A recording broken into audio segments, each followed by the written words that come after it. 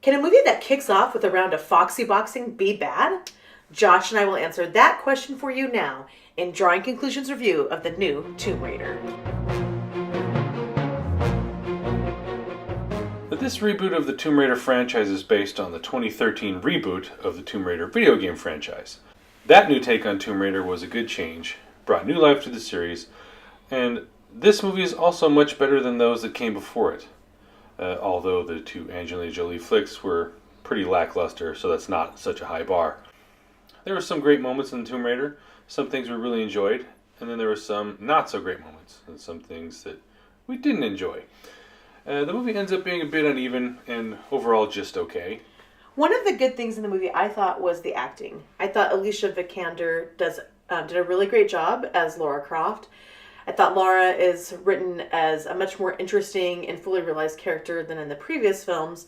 And I thought that her portrayal makes the character even more relatable, funny, and nuanced, on top of being just like this bad British ninja warrior type lady, which is pretty impressive for this genre. In the Angelina Jolie's Tomb Raider movies, it seemed like everything came super easy for her. She was never really in any danger, and there was just no threat in her life. You know, she's running around, just shooting stuff, doing flips, seemingly with a smile and a smirk on her face. Just like, there was like no problem. She's done it all before. It was like, okay. Yeah, and that was definitely not the case in this movie. Right, she's like, she doesn't seem worried. Should I be worried? So, and also, I thought Walter Goggins did a really great job playing the villain in this movie. It doesn't hurt that he just looks like a crazy person. That man has a crazy person face, so that I think really helps. But he did a really good job. I thought he was somebody that you love to hate. And then Dominic West is also pretty solid as Lara Croft's father, Richard. Right. Daniel Wu, he was this character Lu Ren, and I thought he was just okay. Sometimes he was funny, and but then some of his line deliveries just really didn't work for me. And you got the feeling that he's supposed to be like the comic relief, and he's Lara's sidekick. But he's sidelined for most of the film, and there's almost no character development. And one of the things I thought was odd was just like he has this like extreme loyalty to Lara for reasons that are completely unclear to the audience. And if they were ever in the script at all, they obviously ended up on the cutting room floor, because the strength of that relationship and that bond just makes no sense in the context of the movie. It's like she shows up, hires him for the gig, and all of a sudden they're like fast friends and super buddies. So right. It's just like, okay. Yeah. Nick Frost has a small role in the film, and his role was truly the comic relief in the movie, and he was hilarious. The scenes with him are some of the best in the film.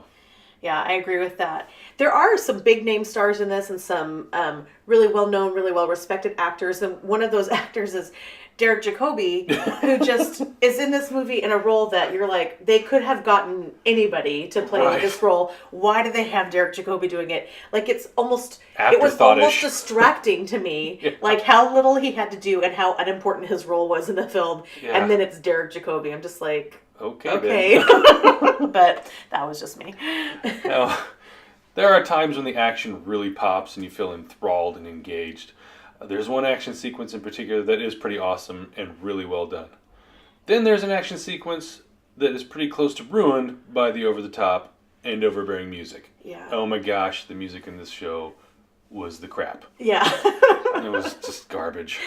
Yeah, that one. We have talked about that one scene in particular, and it was just like the music could have been amazing. The way they used the music. Yeah, it took me right out of it. It could have been amazing. It looked really cool, and then the music was like, just killed it. Yeah. The other problem, though, I thought with this film was that, although there are some really great action sequences, there are times when it feels really, really cliche. It just feels like something you've seen dozens of times before. To me, these movies are trying to, it seems like they're trying to recapture the magic of Indiana Jones, but I feel like instead they should be trying to carve out new territory. Right. I think one way that they did carve out some new territory was the reveal of what's going on with the mystery of the Death Queen that they're searching for in this film. And so there's a bit of that I thought they did some stuff new with that. But then the trials that they go through to actually get to her, that feels very Raiders of the Lost Ark light to me. I mean, it was like very typical of what you would see in that, except not as well done. Yeah. And then there were times when I was just bored. And the movie felt really long, although this movie actually clocks in at just under 2 hours. So it's not a very long movie at all, but there were times I literally leaned forward in my chair and was like, because I was so bored. Yeah, there was some of that. Well, for me, there was just too much setup. Several sequences spent in the early part of the picture establishing Lara's cred as tough, and not enough time and attention spent on the action on the island, which was where the main importance of the story was going, and it's just like, really felt uneven. There was also an over-reliance on shots and set pieces from the video games, including some that were really unnecessary, and they felt like filler. Just padding out the film, and it comes in under 2 hours, so it's like, why are they stuffing all this nonsense that it just doesn't need to be there? And they're doing it and ignoring other things from the game that were clever and would have enhanced the movie.